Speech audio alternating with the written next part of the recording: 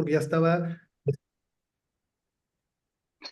retomamos la conversación. Eh, sí, bueno, pues yo lo que creo es que sí hay en este personaje algo muy singular que no suele suceder cada cierto tiempo, ¿no? No por nada, Maquiavelo eh, va a inspirar profundamente a uno de los filósofos que a mí más me aterra y que yo más trato de combatir en todo lo que hago, que es a Nietzsche, ¿no? Mucho de la filosofía nietzschiana está inspirada en leer con mucho cuidado a Maquiavelo. Y ese Übermensch, ese superhombre que es capaz de todo y que para Nietzsche es Napoleón, no ha habido nadie como Napoleón. Yo sí también creo que otro gallo le hubiera cantado al mundo si Napoleón no hubiera perdido en Trafalgar la batalla naval por el planeta con los británicos. Si la globalización del siglo XIX hubiera sido francesa y no inglesa, probablemente hoy habría menos crueldad e injusticia. Seguiría habiendo supremacismos y en los europeos seguirían siendo los más chulos de la cuadra y lo que sea, pero hubiera sido ligeramente distinto, ¿no? Una de las cosas justo de eso que decíamos al principio, de el Papa pidiendo perdón por la Inquisición. Napoleón, una de las primeras cosas que hacía en cuanto liberaba una ciudad europea era tomar por asalto el Palacio de la Inquisición, capturar todos los archivos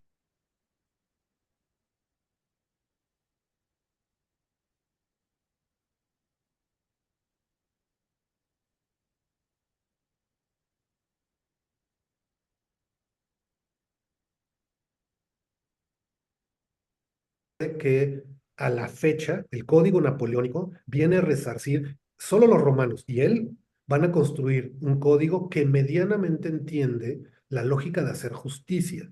Justicia sí a la mala con la espada en la mano, pero si no es el caos. Entonces, en cierto sentido, sí creo que Cortés está lejos de ser Napoleón, pero tiene unos talentos y unas habilidades que no son poca cosa y que no se repiten. La humanidad no produce a un Napoleón cada 5 minutos, para bien y para mal, ¿no? Eh, entonces, sí creo que genuinamente yo me descubrí reconociendo que había algo en Cortés que era realmente impresionante, entre otras cosas porque siempre se salió con la suya. Es un hombre que se murió en su cama.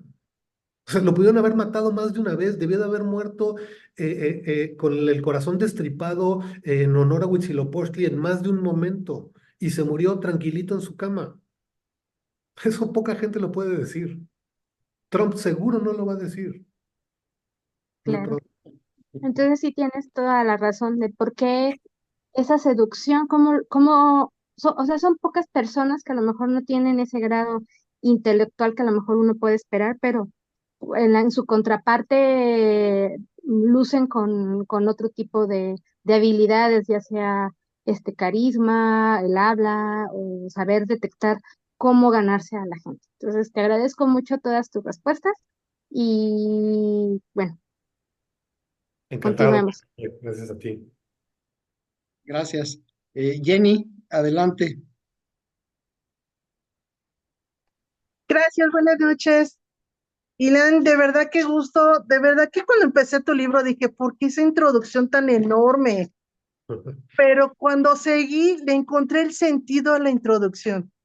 O sea, era totalmente coherente a lo que nos estabas después ya contando. Para no repetir todo lo que ya escuché, ahora sí que yo nada más puedo decir, ¿no? Las justicias falsas, esas creencias falsas que creen que es la justicia, que es lo correcto, que hay que hacer. Pero sí me haces pensar en varios personajes de la historia mundial, ¿no? Pues ahí está Hitler. Si hubiera leído Maquiavelo, imagínate qué hubiera pasado, ¿no? En este mundo. Pero también Mussolini, también ahorita mi hijo lo recordaba, pero también nos hablas de esta, ¿cómo te puedo decir? De esta creatividad también de los chinos, de unificar. O sea, eso también se me hizo muy interesante para no hablar ya de lo que ya dijiste, sino aquí lo puse, no sé, infinita creatividad de los chinos de conciliar y unificar. Y también en otra parte, al final, también nos estás hablando de los Medici, de cómo ellos también quisieron hacer eso, no unificar la Italia, no nada más estar en Florencia, sino unificar. Pero siento que también, ¿no? Ahí que les faltó toda esta nobleza, no sé. Pero sí, sí, creo como que fue una parte muy, muy interesante, porque también yo me quedé pensando al final, bueno, si Cortés hubiera llegado aquí a América con un pensamiento no de conquistas, sino de conocer o de entablar, no sé, distinto, ¿no? Esta unificación, no con esta falsedad, ¿qué hubiera pasado? O si la iglesia siguiera mandando como lo hizo, ¿no? Cuando llegaron aquí los españoles, ¿qué estaríamos viviendo? ¿Tendríamos a nuestro presidente tal y como es? O sea, yo sí me quedé pensando en muchas cosas de esas que me dejaste reflexionando nuestro pasado con nuestro presente, como ahorita ya lo comentabas, pero sí me llamó mucho la atención. Que nos estás hablando de Cortés Maquiavelo, pero nos hablas también de China, a pesar de todo lo que conocemos también de China y de que nos hablas también de estos Medici que también, ¿no? De la iglesia que también eran los que mandaban y ordenaban. Entonces, sí, no sé si me pudieras contar un poco sobre eso. Sí, encantado, cómo no, con mucho gusto. Bueno, yo creo que una de las cosas bueno, que detonó este libro, sin duda era,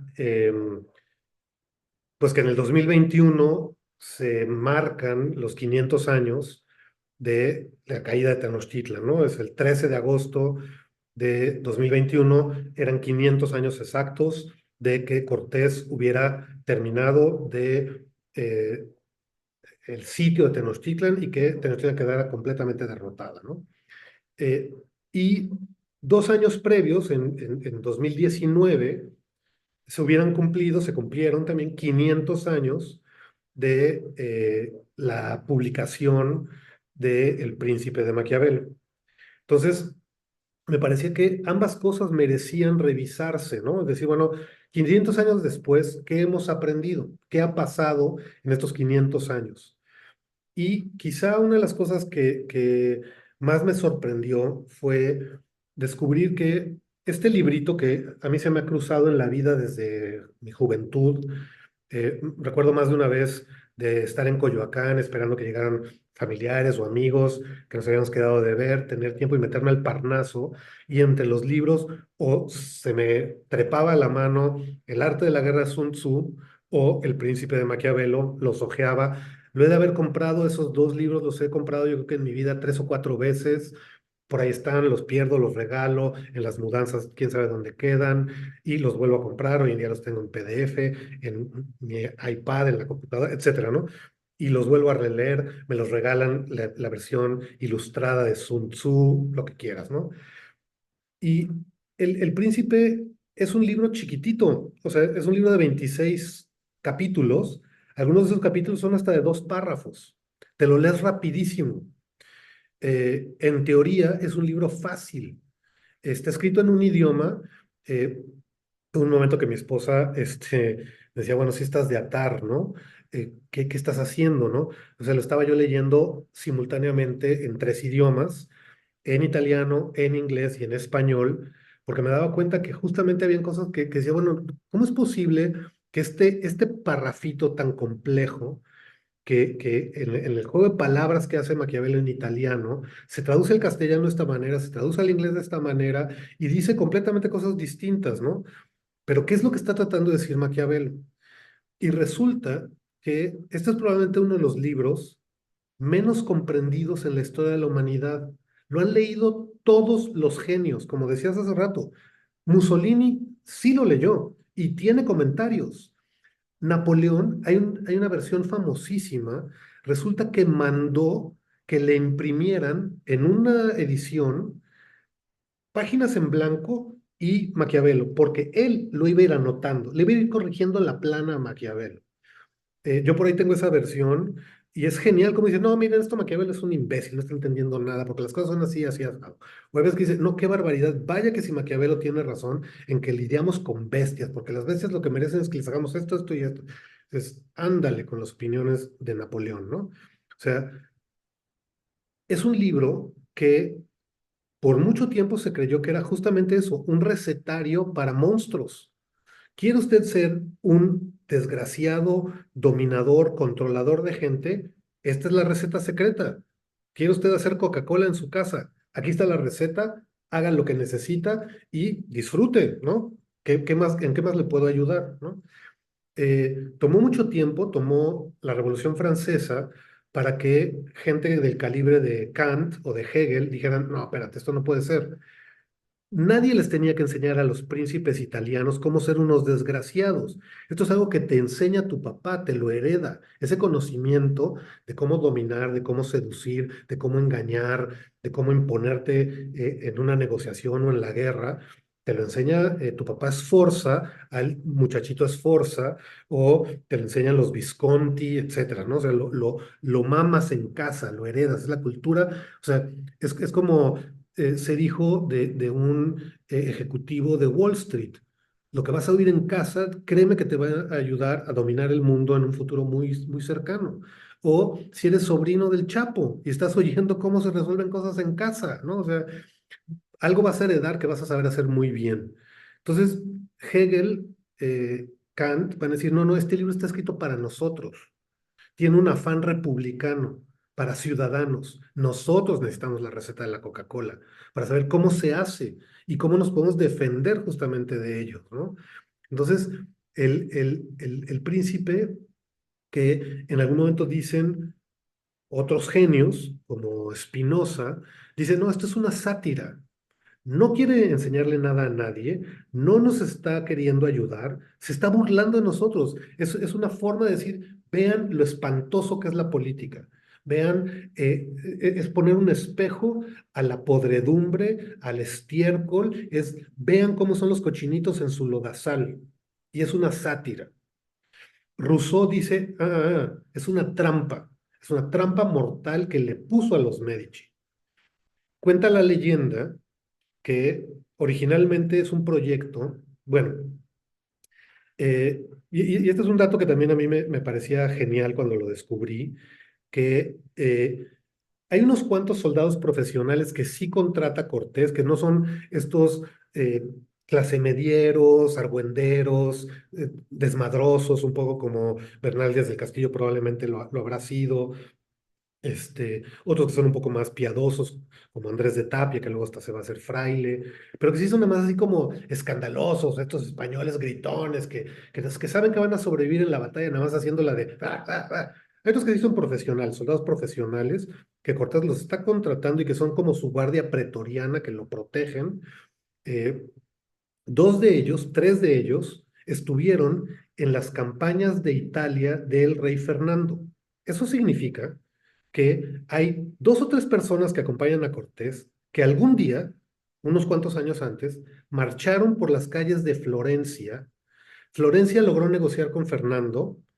Fernando se va a meter porque el rey de Francia está a punto de estrangular al Papa Borgia, que es otro valenciano, otro español como él, ¿no? De la corona de Aragón, que está metiéndose en problemas. Entonces, Fernando va a ayudar al Papa de los franceses.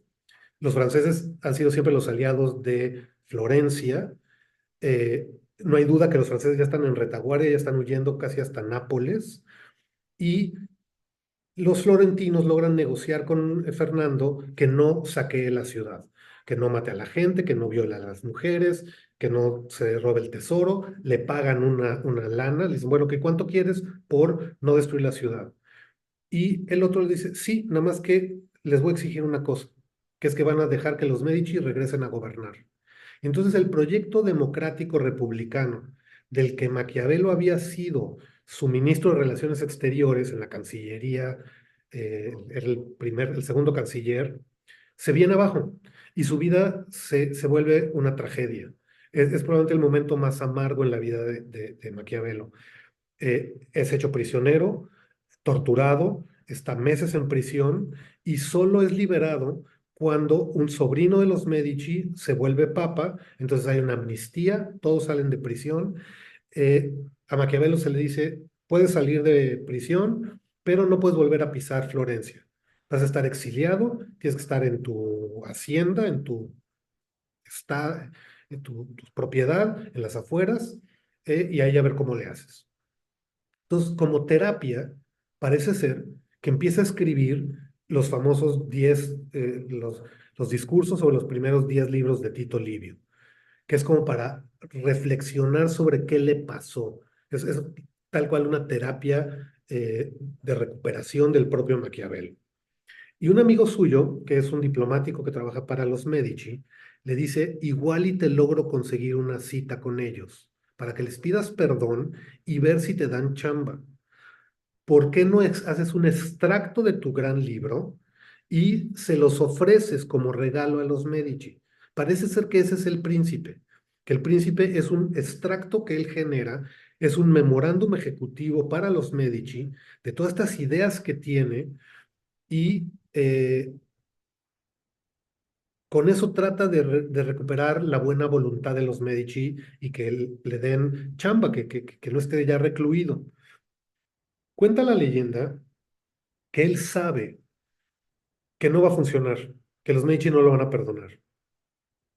Y que entonces, si él dice, esta es una leyenda que recopila un cardenal inglés, que supuestamente lo recopila de unos amigos de Maquiavelo, que luego le platicaron esto a él, en el que dice que sale de esta reunión furioso de que no entendieron nada, que lo maltrataron y de que su regalo no sirvió para nada. Y dice, pero está muy bien, porque como no lo van a entender y lo van a tratar de copiar a la mala, va a pasar justamente lo que quiero, que se vuelvan unos tiranos, que la gente los va a destruir. Entonces, en ese sentido de que es una trampa para los gobernantes, para que se la crean, que crean que pueden cambiar el mundo haciendo cosas horribles. Y entonces lo único que van a lograr es convertirse en unos dictadores que van a ser derrocados por la gente. Entonces, es un libro magnífico en ese sentido, en el que pues nunca sabes realmente qué quería. Hubo una presentación en la que una periodista me preguntaba a mi editor y a mí si pudiéramos viajar en el tiempo, ¿qué preferirías? ¿Ir a conocer a Cortés o ir a conocer a Maquiavelo? Y yo, por supuesto, que dije, no, yo a Maquiavelo. Y mi editor dijo, tienes toda la razón, porque ¿qué ganas tienes de ir con Cortés? Es un hombre hecho, completo. ¿Qué le puedes preguntar? Nada más va a lucirse como, sí, mira, porque yo hice esto y aquello y jaja. Mientras que Maquiavelo sí era una persona amargada, trabada, incompleto, que murió frustrado. Con él habría mucho de qué platicar, decirle, ¿qué pasó, no?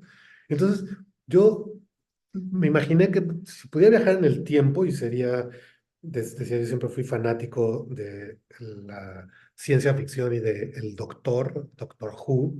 Era niño cuando en Canal 11 pasaban, yo nada más empezaba a oír la musiquita y la cabina de policía que se empezaba a desvanecer y mi fantasía, y por eso me dedico a lo que me dedico, por esa serie de televisión de los 60s, que el doctor de aquella época era un hippie pacheco con su bufanda de colores, traía una bolsa de dulcecitos, ¿no? Y cuando en los 90s reapareció Eccleston rapado con su chamarra de cuero, dije, wow, ¿qué es esto? ¿No? O sea, el doctor es eterno, es infinito, ¿no? Ahora que escucho también a un genio de la biología que está a punto de cambiar por completo lo que entendemos de lo que es la evolución y por qué el neodarwinismo no funciona, eh, Dennis Noble es un británico que cuando lo ves un viejito de pelo blanco que se parece al primer doctor en blanco y negro, digo, bueno, si hubiera sido no un doctor, sino el doctor, y pudiera viajar en la cabinita y sentarme a beber una cerveza con Maquiavelo, una jarra de vino tinto, le diría dos cosas. Le diría, si supieras, Nicoló, cuánto ha producido tu libro. Lo han leído todos. No ha habido un solo genio de la historia que no ha leído tu libro y se intriga de qué quisiste hacer. ¿Me podrías, así en corto, nadie te va a oír, decirme así al oído, qué quisiste lograr con él? ¿De qué se trata? ¿Por qué lo hiciste? Nada más dime eso. No hablamos de nada más. Una gran incógnita, ¿verdad? Que creo que muchos no lo hemos preguntado. Es lo que lo hace un libro infinito, eterno, ¿no? Eh, hay una carta muy famosa que justamente con este Guicciardini, que es el que le trata de conseguir esta chamba con los Medici, que ya luego, meses después, que una chambita que le dan de Florencia, que es ir a contratar a unos frailes, y justamente Guicciardini le dice un poco para tus pulgas, para lo que odias a la iglesia y a su jerarquía, que tengas que ir al pueblo tal a contratar a unos párrocos para traerlos a Florencia. Y le dice, cuidado, porque en ese pueblo todos son unos mentirosos. Y Maquiavelo le contesta, mira, Francesco, desde hace años que me he dado cuenta que yo nunca digo la verdad. Y si de por pura casualidad me doy cuenta que se me fue algo que pude haber dicho que es verdad, de inmediato lo oculto, lo enredo para que la gente se confunda y no sepa qué es lo que estaba yo tratando de decir. Entonces, ¿cómo interpretamos a un autor que confiesa que eso es lo que hace? Se está burlando de nosotros, se está riendo de nosotros. Hemos sido su entretenimiento eterno. Y si está en el infierno, que seguramente es donde debería de estar, retorcido en algunos fuegos eternos, y nos alcanza a ver, no ha de parar de reírse de nosotros.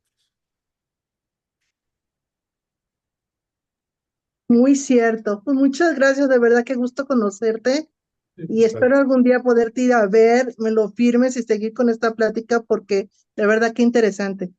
sí, Y con mucho. bueno, ya todos haber leído El Príncipe para que lo podamos platicar. Sí, Gracias. Yo creo sí, yo sí. creo que este libro da para otra reunión, tal vez más adelante, porque qué bárbaro. Yo tengo más que nada comentarios de, pues ahora con lo del rey de España, han corrido muchas versiones y todo eso, y yo me quedo por ahí con algún comentario que le oí a nuestro amigo Jorge Fernández, que hablaba que pues hay un error ahí en el código postal, porque a quienes había que reclamarle eran los Habsburgo y no a los Borbones, para empezar. Eso por un lado, y por el otro lado, pues tanto México como España en esa época no estaban constituidos y no eran lo que somos ahora. Entonces, pues como que a quién reclamarle, ¿no? No sé si me puedes dar alguna opinión a ese respecto. Sin duda, bueno, pues ese es un ese es una gran problema, ¿no? En todo lo que hacemos, de mirar hacia el pasado, hacia atrás, ¿no? O sea, yo soy un historiador que sí cree, en esta cosa que López Austin trae de uno de los más grandes genios de la historia. Creo que hay 5 o 6 genios de la historia. Sin duda, uno de ellos es Fernand Braudel, que habla de, en francés, longue durée, ¿no? De fenómenos de larga duración. Y que López Austin lo trae para hablar de el núcleo duro, de que debe de haber algo que perdura, que logra trascender las transformaciones en la tradición religiosa prehispánica de Mesoamérica. Entonces, siempre la pregunta es, cuando miramos hacia atrás,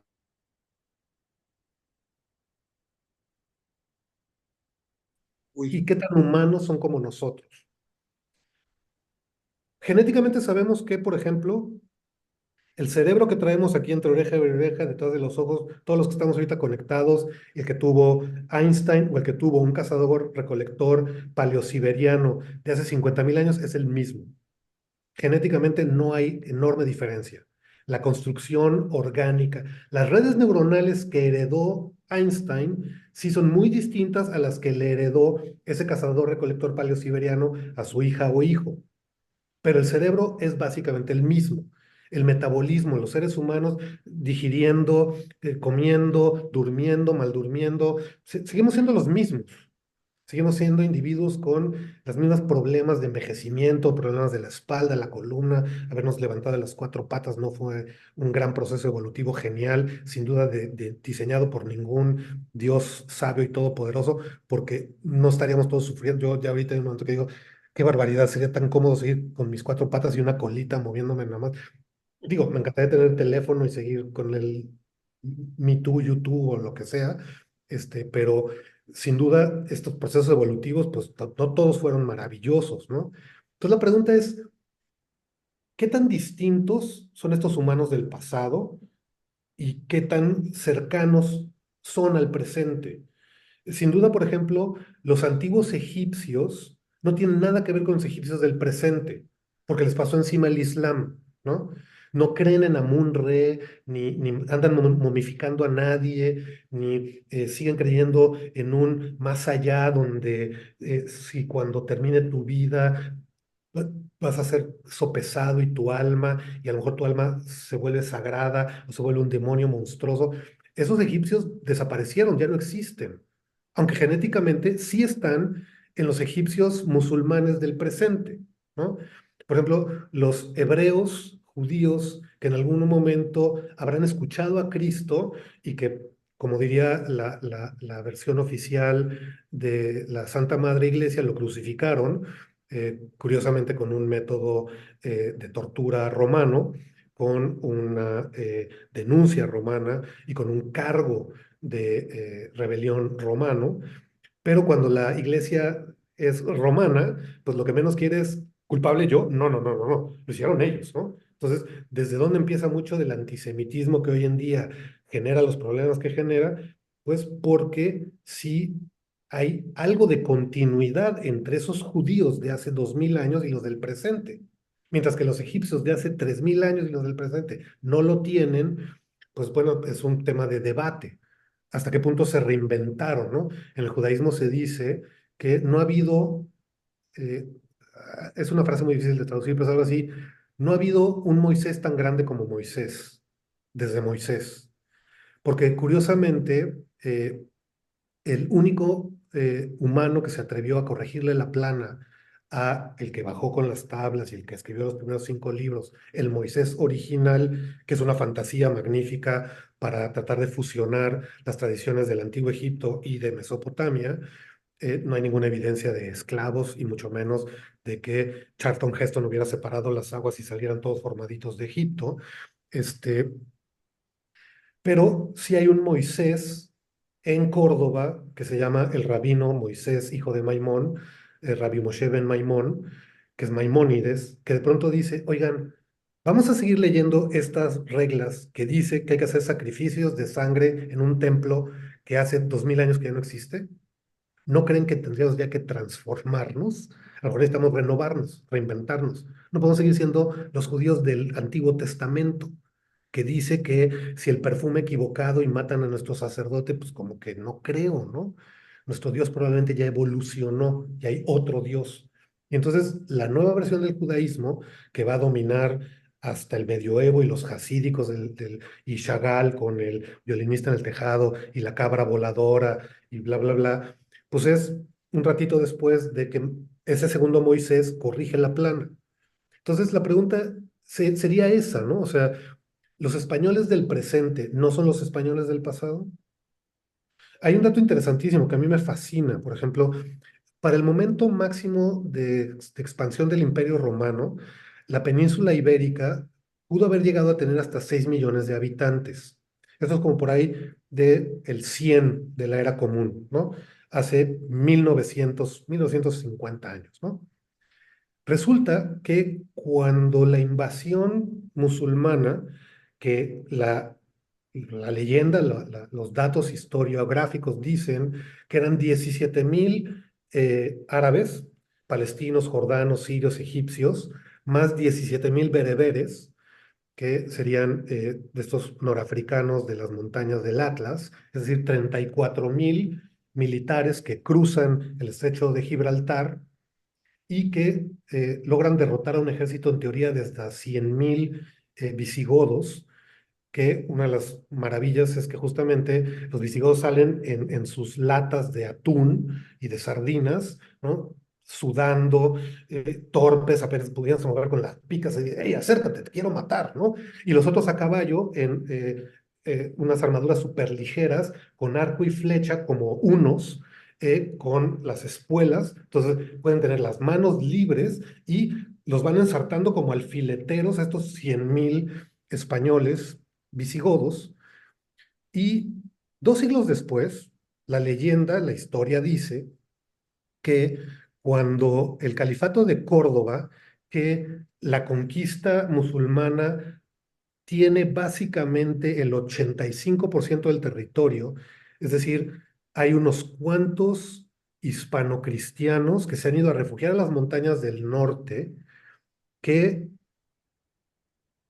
dicen ser los españoles auténticos, originales, que van a reconquistar la península, y que entonces estos 34,000 bereberes y árabes que derrotan a estos 100,000 visigodos,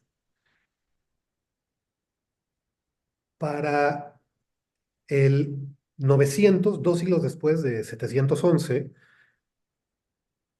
el 75% de los habitantes de la península de España son musulmanes. ¿Eso qué significa? Que hay 4 millones de españoles que cruzaron los Pirineos y se fueron a Francia y a Italia, y llegaron 4 millones de palestinos, jordanos, norafricanos, mauritanos, y invadieron España. No, porque resulta que para 1492 siguen siendo 6 millones de personas. Entonces, algo pasó. Nada más estos 4 millones de españoles momentáneamente se hicieron musulmanes. No se siguieron con su cristianismo arriano visigodo o bizantino, ¿no? Y luego, ¿qué pasó en 1492? De pronto, mágicamente, todos esos millones de españoles fueron también aniquilados, exterminados, los subieron a los barcos, y esto que dicen ahora que van a hacer los alemanes o Trump, que van a, ¿cómo llaman? Demigration, remigration, como una migración en reversa. ¿Eso qué significa? Expulsiones, ¿no? O cómo funciona eso. O campos de exterminio, que sería la otra más rápida, ¿no? ¿Qué mejor forma de sacar a la gente del lugar que como humo por chimeneas, ¿no? Que es lo que insinúan estos discursos, ¿no? La Reconquista eso quería, la Inquisición sin duda eso quería, ¿no? Pero, ¿qué pasó con estos españoles? ¿A qué horas eran visigodos, luego se hicieron musulmanes, ahora son ibero-cristianos, hispano-cristianos? ¿Qué son, no? Sin duda, pues un ratito son medio castellanos, un ratito son medio aragoneses, medio portugueses, porque además estos se matan entre ellos y porque además en realidad todos son franceses, ¿no? Porque estas casas, que son como un poco una cosa que digo de la Segunda Guerra Mundial, cuando ves con cuidado, hay hasta fotos, ¿no? Del zar Alejandro y el rey Jorge de Inglaterra, y vestidos igualitos, son gemelitos, porque son hijos de la misma familia, son alemanes. Entonces, la Sí, Segunda Guerra Mundial son básicamente alemanes del extremo, es decir, rusos, peleando contra alemanes del centro, alemanes, contra alemanes de la isla, ingleses, contra alemanes del otro lado del Atlántico, norteamericanos. ¿Quién ganó la guerra? Alemanes. Genéticamente son los mismos. Son estos Yamnaya, pastores nómadas de la estepa, que pues se hicieron cristianos, luego se hicieron modernos, demócratas, ahora son protestantes monoteístas. Entonces, la pregunta es muy complicada, ¿no? Porque, ¿cuál es la continuidad? ¿Cuál es el sustrato original base? ¿Cuál es la materia prima original que, además de entrada, la genética hoy en día demuestra que todos son como trenzas de colores no hay nadie puro, ¿no? Todos somos mezclas de todo. Tan es así que, por ejemplo, los primeros paleosiberianos, chamanes, místicos, metidos en sus tipis con saunas de mota, eran negros, no eran blancos. Incluso los vikingos, hace 1000 años, genéticamente hoy en día sabemos que los primeros vikingos en conquistar las islas de Inglaterra, eh, que siempre hay que recordar el nombre en francés, porque es Angleterre, la tierra de los anglos. Estos anglos son alemanes, son tribus germanas, que luego son invadidas por vikingos, que son a su vez escandinavos, indoeuropeos, pero genéticamente hace 1000 años eran afganos, eran tan morenos como los afganos son hoy en día. Solo se hicieron blancos en los últimos 1000 años de estar en condiciones extremas de latitud nórdica con esa luz. Hace 1000 años los vikingos no eran güeros de trenzas, no eran Brad Pitt. Aquiles, que en inglés es todavía más Aquiles, Agileos, era un morenazo. Cristo, crucificado por judíos, era un morenazo, no era un güerito de barbas blancas, güero, era un güero de pelos rizados que parece más como hippie de San Francisco de los 60, ¿no? Entonces, todo esto es muy, muy complicado. Entonces, estrictamente, yo creo que sí, el reclamo para mi gusto, que es muy correcto, es, sean quien sean, administrados por quien sea, ese pueblo, durante 500 años, 300 sí se benefició de extraer la riqueza de este territorio. Hay una deuda, hay una cuenta pendiente de 3 siglos. Hay un momento en que las naos salen de Veracruz cada tercer día cargadas de plata. Tan es así que destruyeron la economía del planeta, porque los españoles creyeron que el dinero es monedas de plata. Tenían que haber leído a Neil Ferguson para entender que el dinero es confianza.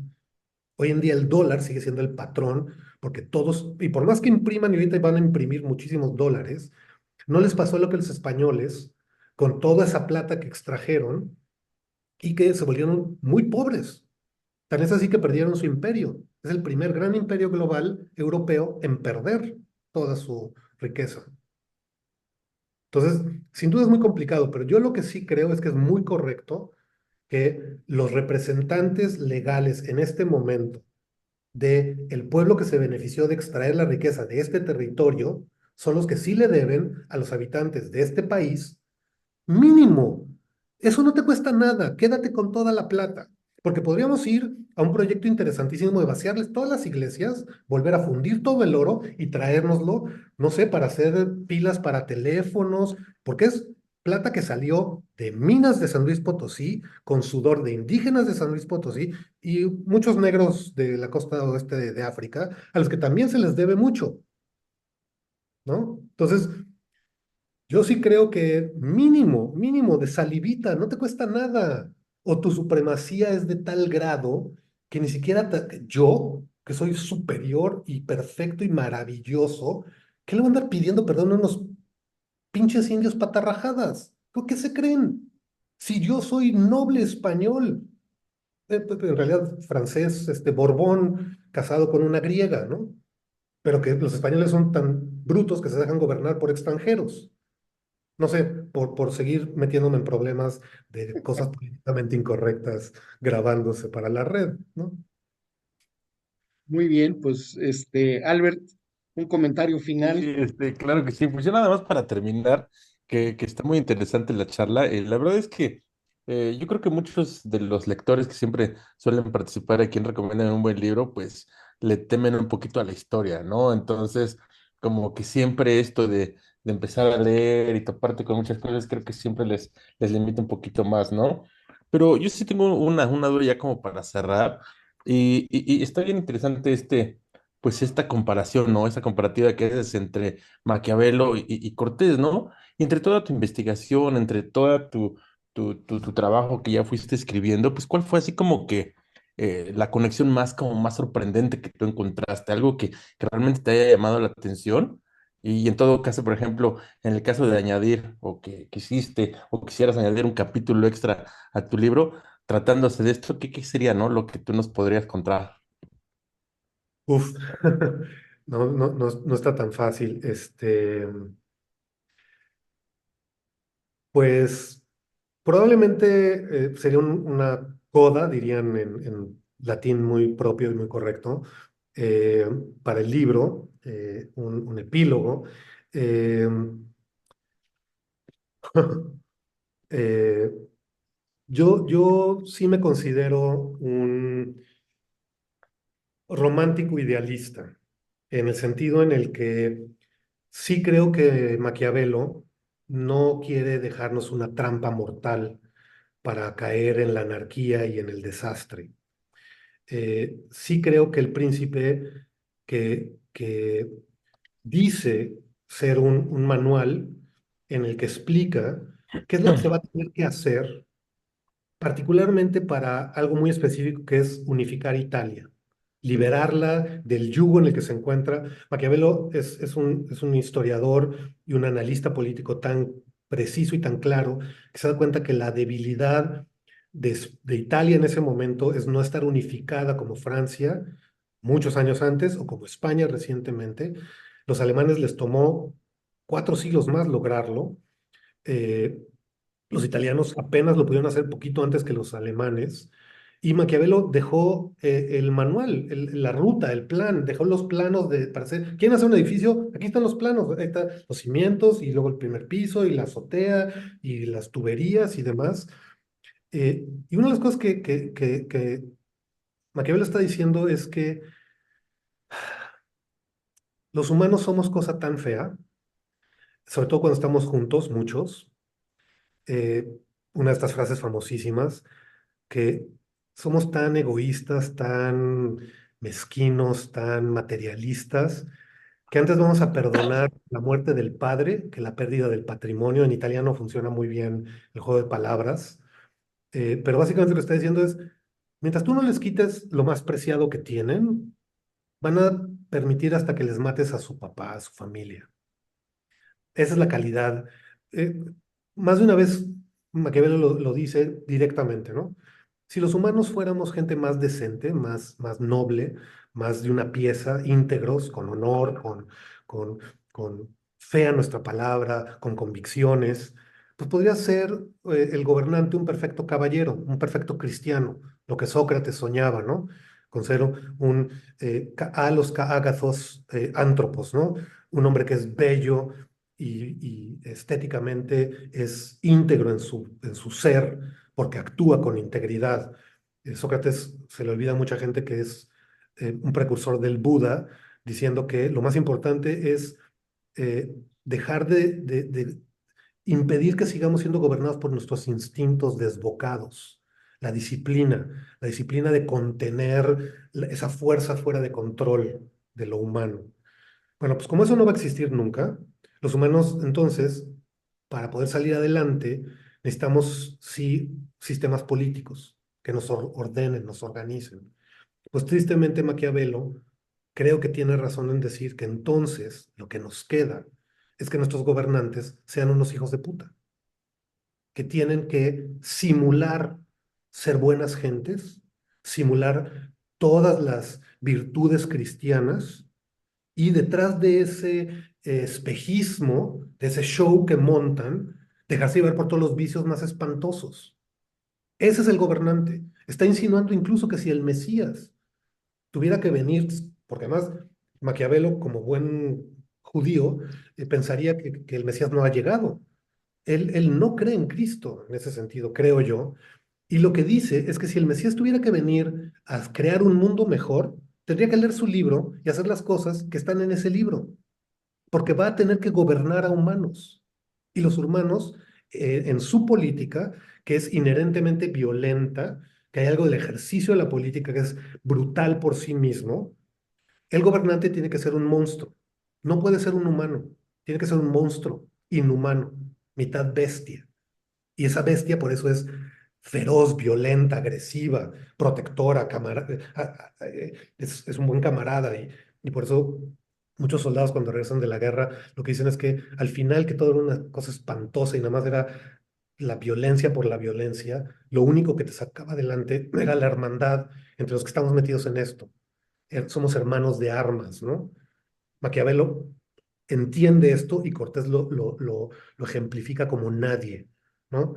El tipo enloquece y desata la violencia absoluta cuando le matan a sus amigos más queridos, cuando le matan a Guillermo de Sandoval, cuando le matan a Villafuerte, entra ya en un estado de shock tal que dice, ya, desháganlo todo, destruyanlo todo, ya, no importa, ya no hay diplomacia, no hay estrategia, ya nada más es violencia fuera de control, ¿no? Maquiavelo dice que todo esto, el famoso que el fin justifica los medios, que si hay un proyecto de por medio, si el objetivo sí es lograr un mundo mejor, si el objetivo, y ahí es donde yo creo que Maquiavelo la pregunta es, ¿esto es posible? Y esa es la trampa, La trampa en la que nos estás haciendo caer es creer que el mundo se puede cambiar y que podemos hacer un mundo mejor, y en realidad eso es imposible. Lo único que va a haber es violencia de por medio, o creérnosla. Y entonces decir, tenemos que tolerar toda esta mierda, pero porque a cambio estamos dispuestos a hacer algo que nos beneficie a la mayoría.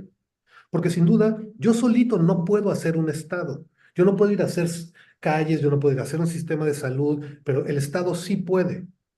Entonces, tal vez el capítulo que sigue es deletrear con todas sus letras qué significaría haberse quedado a crear esa utopía de la que Maquiavelo insinúa que se puede hacer, que Cortés ya había hecho lo peor, ya hizo toda la mierda, ya, como él dice, que si tú sigues mis reglas, y ahí entra en un lenguaje muy complejo de filosofía metafísica clásica griega, dice que vas a poder introducir la forma que quieras en la materia existente, que es un poco, no me quiero meter en Honduras, pero es parte del problema con Descartes y el dualismo de que en la materia del cuerpo se introduce la forma divina que es el alma, patrañas que yo no creo en lo más mínimo, pero que en ese momento lo que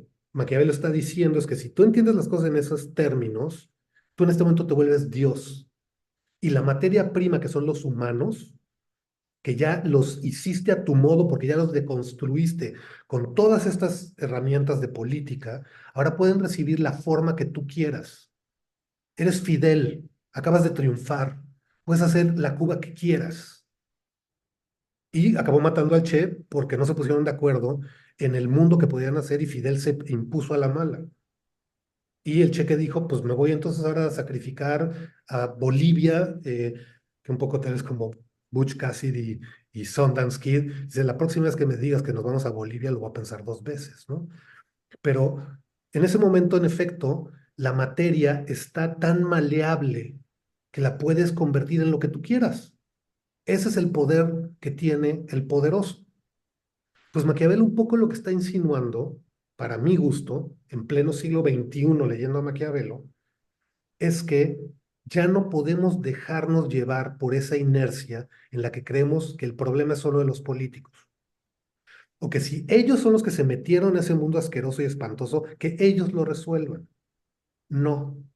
Si queremos un mundo mejor, si queremos un mundo alternativo, un otro mundo que sea posible, nos tenemos que meter al mundo espantoso de la política. Y en ese mundo espantoso de la política tenemos que saber cómo se juegan las cosas.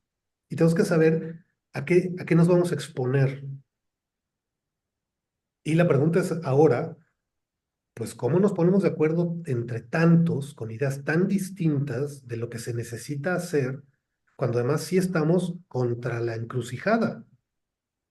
Yo ahí sí creo que los que merecen en este momento la pauta, y esta es una hipótesis de amigos antropólogos de mi esposa con los que estoy tratando de empezar a trabajar juntos, uno en particular, Alessandro Questa, pero también Johannes Neurath y un poco Saúl Millán lo insinúan, es que las comunidades indígenas de México, ellos ya saben lo que es sobrevivir el apocalipsis. Ese que nosotros vamos a afrontar como humanidad entera, moderna, globalizada, a eso que Fukuyama decía que ya era el final de la historia. Ya llegamos a la meta.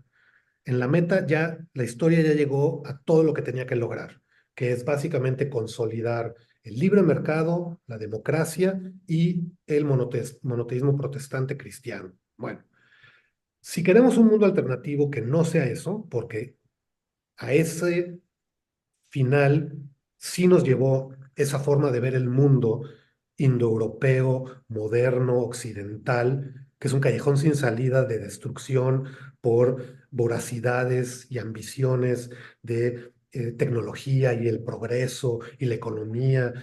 Pues necesitamos modelos alternativos. ¿Dónde están esos modelos alternativos? En esas versiones que inventaron los indígenas para reconstruirse después del apocalipsis.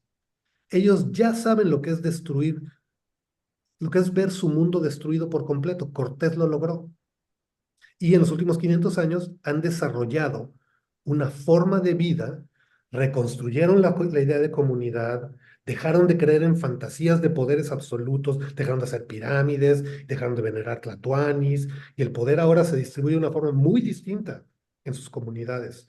Puede ser maya, puede ser zapoteco, puede ser yaqui, tarahumara, pero básicamente reinventaron una forma de organización social, política y económica de la que podemos aprender muchísimo.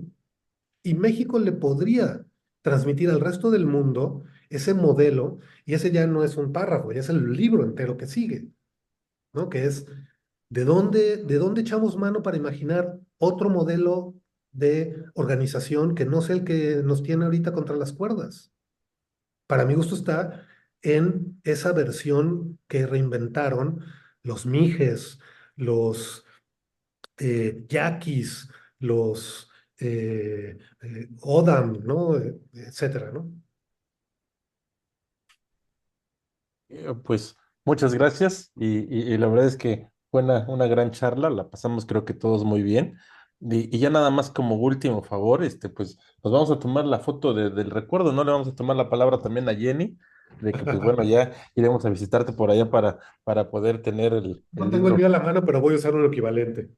Ah, mira, va el primer intento. Va una, dos y tres. Y va otra por cualquier cosa. A ver, entonces ahora tú, entonces. Ajá, perfecto. Órale, va una, dos y listo. Pues ya quedó. Pues muchas gracias, por Hombre, haber Muchas encantado. participado. gracias. Buenas noches a todos. Hombre, muchas gracias. Fue muy divertido, en efecto, muy entretenido. Gracias por su interés. No, Muchas gracias nosotros por lo tu disfrutamos y tiempo. lo pasamos bastante bien. Gracias. Y gracias a todos. Gracias, buenas noches. Bye. Nos vemos, adiós.